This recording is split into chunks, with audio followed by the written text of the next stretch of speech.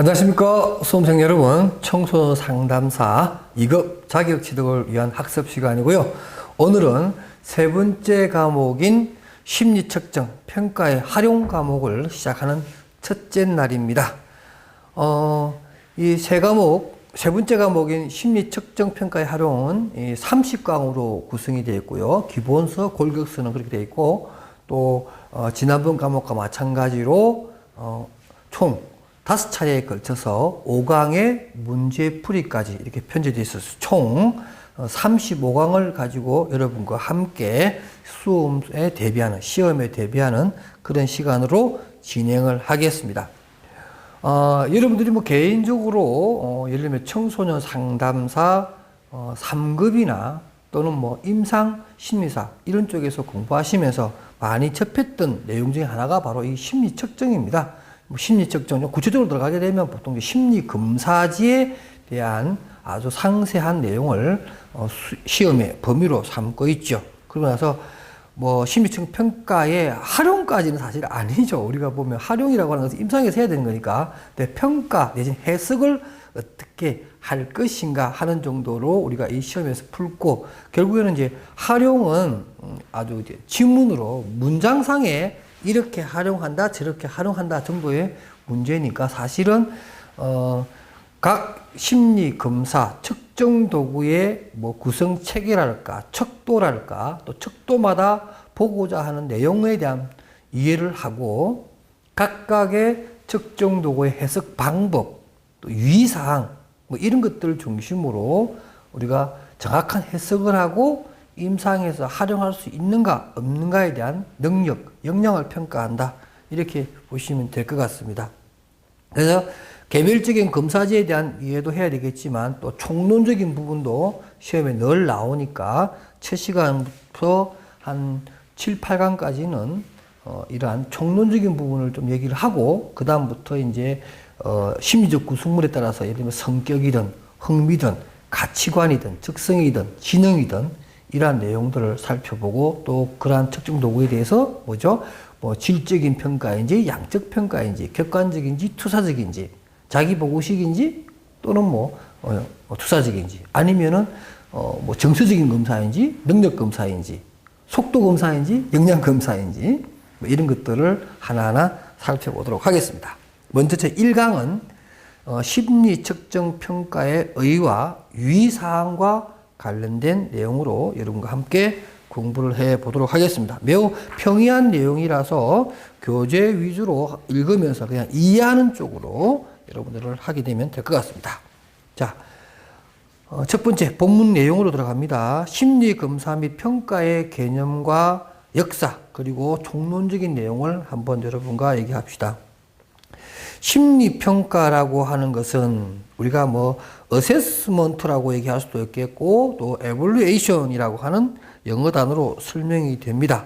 어쨌거나 저쨌거나 이러한 심리평가는 하나의 개념으로 딱 문장을 설명하면 심리검사라든가 면담이라든가 또는 행동관찰이라든가 개인력 또는 심리학적인 여러 가지 방법을 통해서 개인에 관한 정보를 획득하고 이를 종합적으로 통합하는 그러한 과정을 우리는 심리평가라고 합니다. 그러니까 심리평가는 굉장히 광의적인 내용을 담고 있는 개념이다, 이렇게 볼 수가 있겠고요.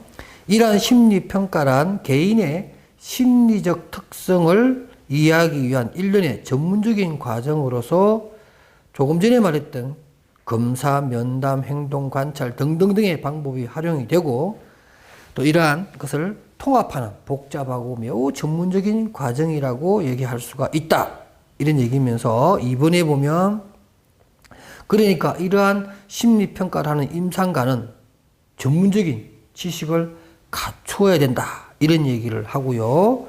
그 다음에 또 심리평가는 검사의 시행과 더불어서 채점이라고 하는 것과 또 해석이라고 하는 것과 이러한 일련의 행동들이 추가적으로 이어진다, 이런 얘기가 쭉 나옵니다.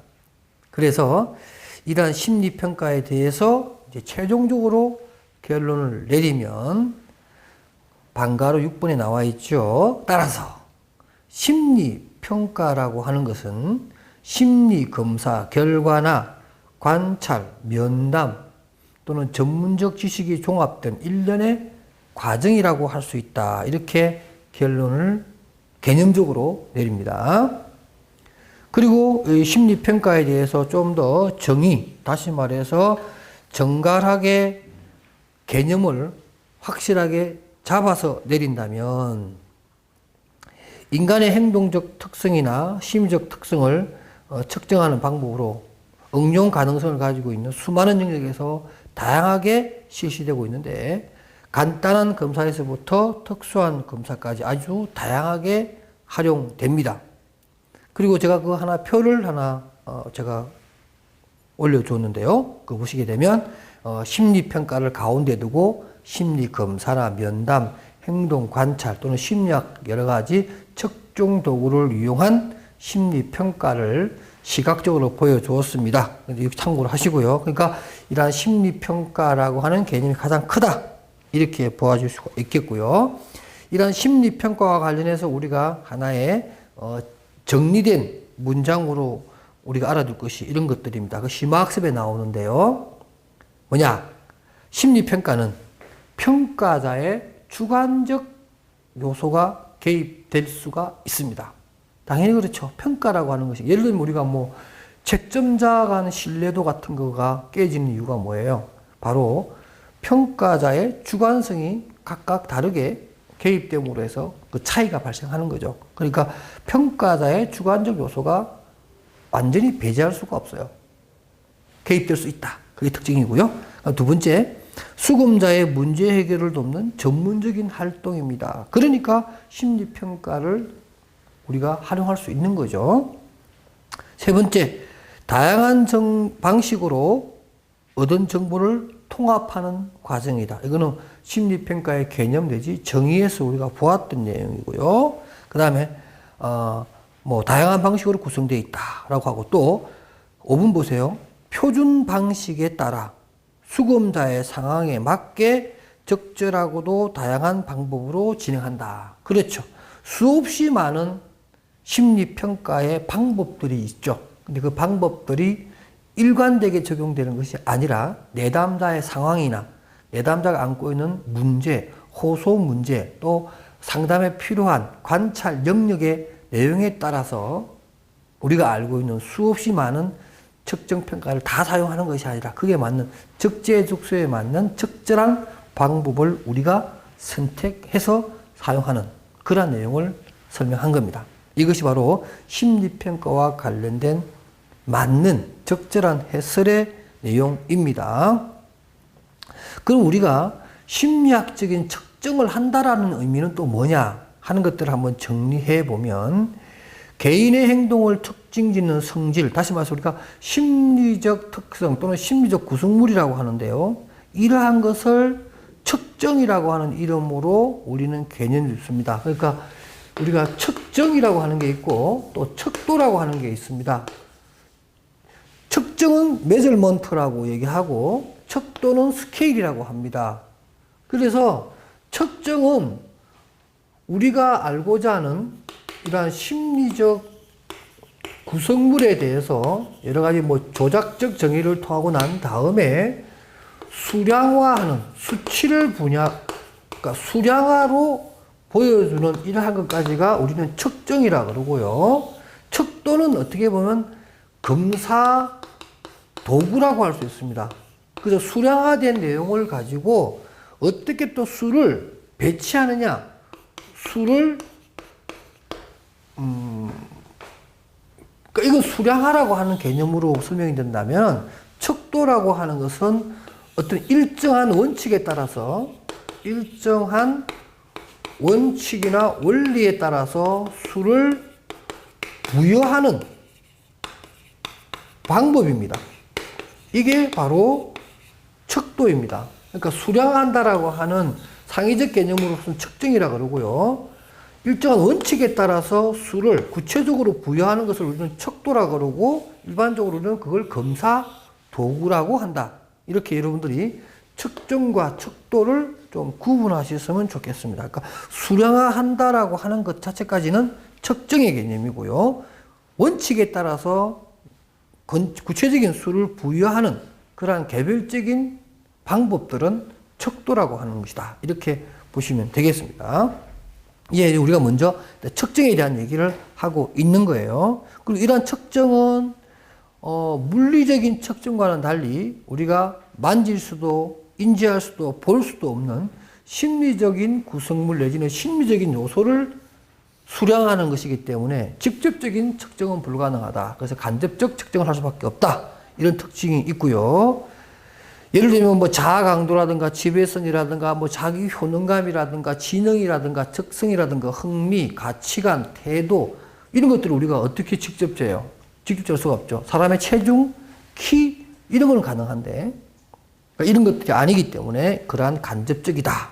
그리고 이러한 내용은 지극히 가설적이고 추상적 개념을 포함하고 있기 때문에 어떤 측정에 대한 정확도 또는 신뢰도, 타당도는 늘 의심을 받을 수밖에 없다.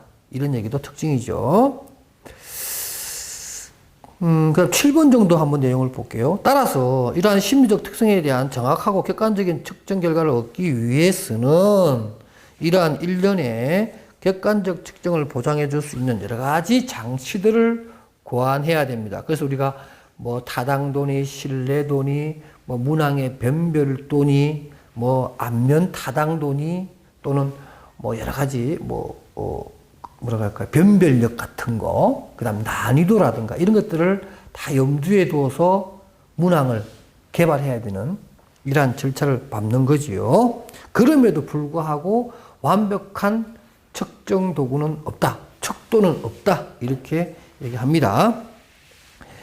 이러한 심리 평가는 우리가 상담 과정에 늘 상존하는 하나의 상담의 방법 속에 있는 그러한 내용인데 이러한 심리 평가를 사용할 때 또는 실시할 때 평가할 때 고려해야 되고 주의해야 될 게 있습니다. 첫 번째 바로 평가 동명. 우리가 일반적으로 뭐 라포라고 얘기할 때 그죠? 라포라고 하는 단어를 설명할 때 우리는 보통 뭐 친밀 교감 이렇게도 얘기하고 이 라포에 대해서 또 뭐라고 이야기하죠?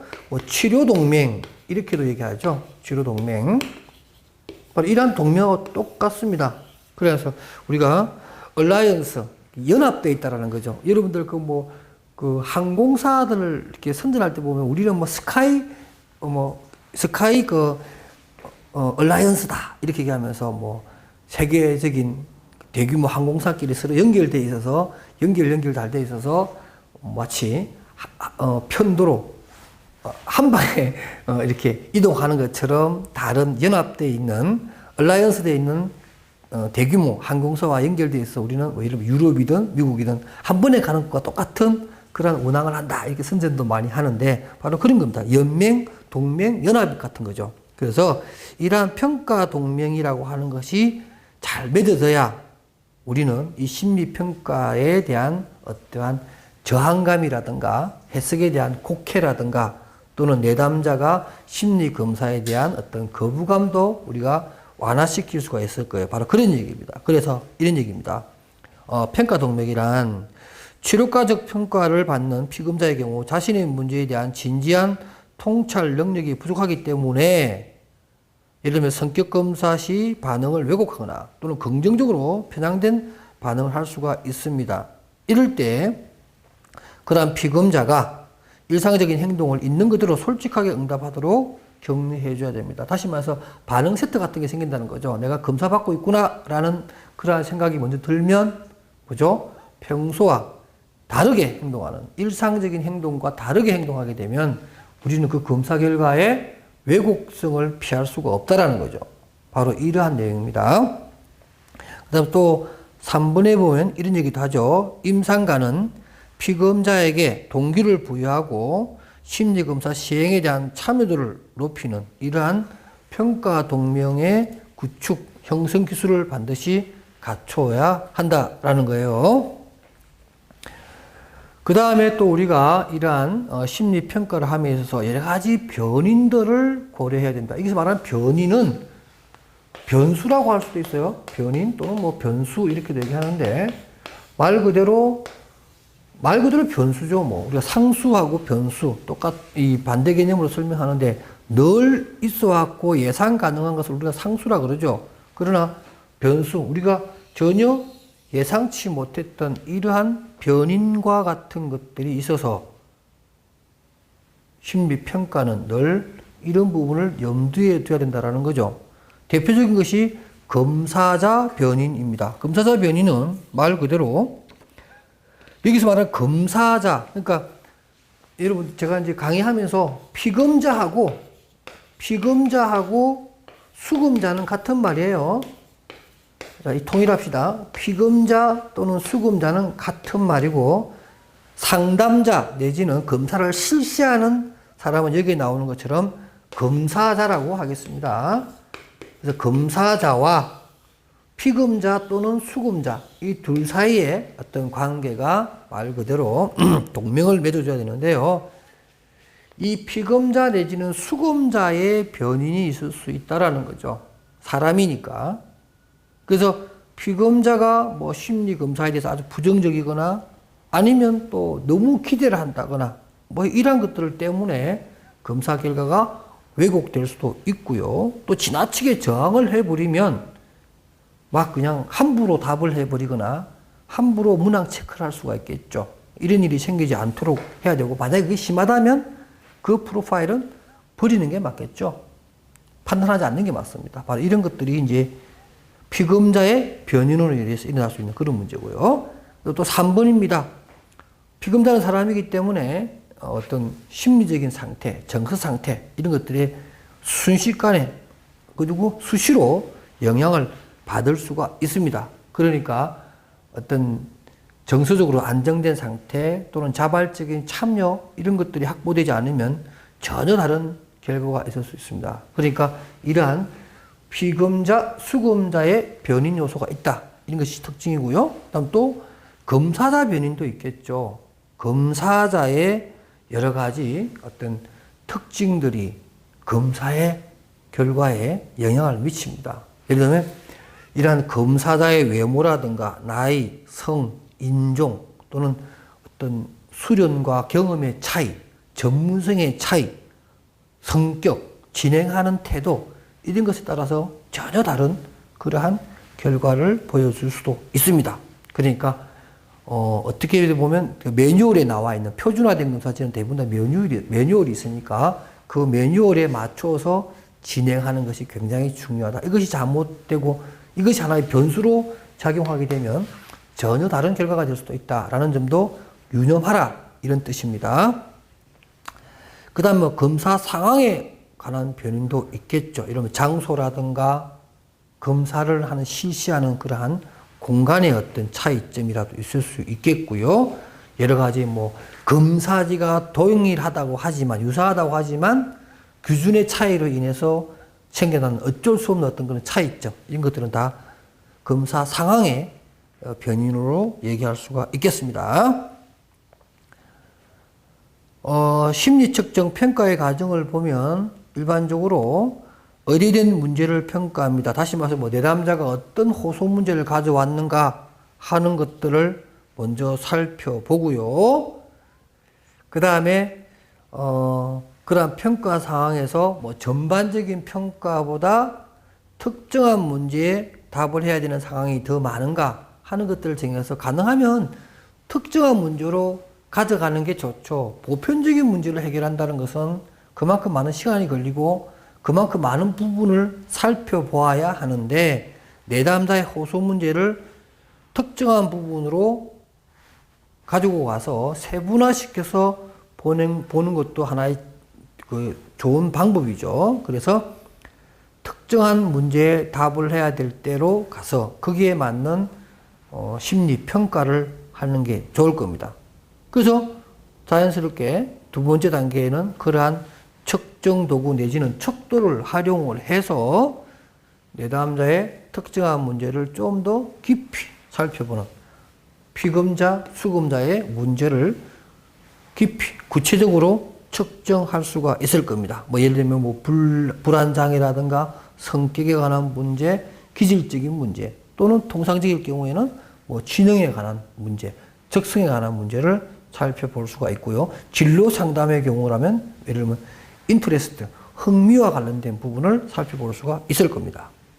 그리고 이제 척도를 활용한 내용이 끝나고 나서 검사를 하고 나서 우리는 그 자료가 수집되면 거기에 대한 이제 분석을 해 나가기 시작할 겁니다. 그런데 우리가 검사 자체도 상담의 한 영역이고 상담의 과정이지 심리검사 내지는 심리평가 자체가 목적은 아니잖아요. 그죠? 호소 문제를 풀기 위해서 필요한 하나의 절차적인 내용이죠.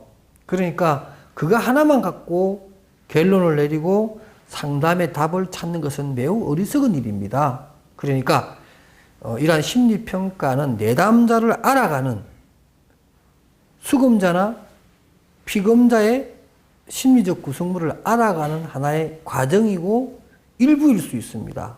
그러니까 우리가 해석을 하려면 그 외적인 것들, 여기 보면 뭐 다양한 자료입니다. 그러니까 물론 그 척도에 따른 점수도 고려해야 되겠고, 개인사, 우리가 현상학적인 존재로서의 인간을 봐야 될 것이고, 그 다음에 또 행동도 관찰. 그러니까 상담 도중에 보여주는 내담자의 행동도 굉장히 중요한 정보 중에 하나입니다. 그런 행동도 관찰해야 되고요. 답변할 때의 태도, 또는 검사하는 동안에 보여주는 태도, 이런 것들도 다 다양한 정보로서 우리가 고려해야 됩니다. 또 나아가서 면담, 기타 자료, 가족사, 뭐 이런 것들도 살펴보아서 이제 해석을 할 준비를 해야 되죠. 그래서 필요하다면 뭐 학교생활 기록부라든가 의학적인 기록 또는 관계된 예를 들면 뭐 경찰이나 또는 이러한 청소년 보호시설에서 정리된 자료 또는 교사와의 면담 자료 이런 것들 다 종합적으로 통합해서 이제 해석을 해줘야 됩니다. 그래서 마지막으로 해석을 할 때는 내담자의 현재 어떤 기능 수준이나 정상의 원인, 예후 또는 여러 가지 고려 사항들을 살펴보면서 진행을 해야 된다. 이렇게 얘기를 합니다. 그래서 병인연조 기술을 할 때는 단순한 공식으로만 설명하려고 하지 말고요. 일반적으로 위에서 자료 수집에서 얘기했던 다양한 자료들을 좀 종합적으로 해서 상호작용의 내용까지 포함을 해서 설명해 주는 것이 굉장히 중요하고요. 특히 주요 원인이나 선행적인 요인, 촉발 요인, 강화 요인 모든 것을 고려해야 됩니다. 그러니까 발병 그 자체만으로 보는 경우는 원인만 살펴보는 것인데 그러한 발병의 원인의 선행적인 사항은 뭐가 있겠는가? 예를 들면 무슨 가족 간의 어떤 불화라든가 부모님의 어떤 이혼이라든가 이런 선행 요인이 있을 겁니다. 또 그리고 발병이 되고 난 다음에 또 그것이 좀 잠잠했는데 그것을 촉발시키거나 또는 강화시키는 어떠한 요인들도 발견할 수가 있죠. 이런 것까지 다 고려해서 진행을 해줘야 된다. 뭐 할 때? 해석을 할 때. 나중에 뭐 이런 것들, 개별적인 것도 하나하나 다 설명을 할 겁니다. 이런 것들을 고려하면서 우리가 이러한 심리평가를 활용해야 한다는 것입니다. 그리고 마지막으로 살펴볼 것은 이러한 심리평가에 있어서 임상적 판단, 다시 말해서 우리가 상담하는 과정에서 이러한 심리평가서를 또는 활용을 해야 되는데 중요한 것은 그러한 평가가 정확성이 있다면 정말 좋겠죠. 그래서 이러한 정확성을 높이는 방법으로 우리가 어떤 내용들을 좀 더 고려해 봐야 되냐면 첫 번째가 기억에 의존하기보다는 정보를 가능한 상세하게 기록해 둠으로 해서 나중에 우리가 활용할 때 착오가 생기지 않도록 해야 되는 거죠. 그러니까 두 번째, 관련 문헌을 참고하여 과거의 경향과 새로운 경향을 파악하는 겁니다. 그래서 늘 공부해야 된다는 거죠. 과거의 여러 가지 내용들은 지금 내가 하는 진단의 타당성을 확보하는데 매우 중요한 기준이 됩니다. 그러니까 과거의 경향과 새로운 경향을 늘 비교하면서 해야 되겠죠. 그러니까 과거의 어떤 문헌이나 연구자료를 참조하는 것은 매우 중요하다. 지금의 내 해석을 정확하게 하는 근거가 된다. 이런 거죠. 그 다음 세 번째는 평가자는 자신의 판단이 얼마나 정확한지에 대해 피드백을 받는다. 그래서 필요하다면 슈퍼비전도 받아야 되고요. 여러 전문가가 논의를 하면서 자신의 판단이나 결과 해석에 대한 내용들이 어느 정도 적절한가 하는 것들에 대해서 끊임없이 이렇게 자기 스스로를 이렇게 늘 의심해주는 이러한 자세가 필요합니다. 그 다음에 네 번째는 평가자는 자신이 세운 가설을 지지하는 자료와 지지하지 않는 자료를 함께 고려한다. 우리가 두 번째 과목인 상담 연구 방법론에서 늘 얘기했던 바와 같이 자기의 어떤 연구 결과, 탐색 결과를 제시할 때, 새로운 재현을 할 때 자기의 어떤 연구 결과를 지지하는 내용은 이러이러한 것들이 있고 그래서 같은 내용으로 확인될 수 있었다라고 쓰면서도 또 말미에는 뭐라고 되어 있어요? 그렇지 않다라고 하는 누구 어떠한 이론 또는 어떠한 논문들도 있다. 이런 것을 밝히는 것이 글 쓰는 사람의 자세 또는 연구 결과물을 제대로 보고하는 자세라고 말씀을 드렸잖아요. 바로 그런 내용하고 똑같습니다. 그래서 이러한 심리평가 시 우리가 임상적 판단을 좀 더 정확하게 하기 위해서는 어떻게 해야 되느냐.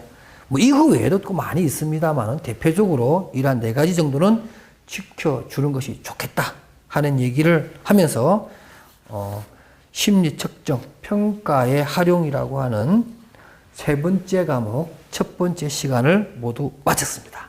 여러분 다음 두 번째 시간에 뵙기를 원합니다. 수고하셨습니다.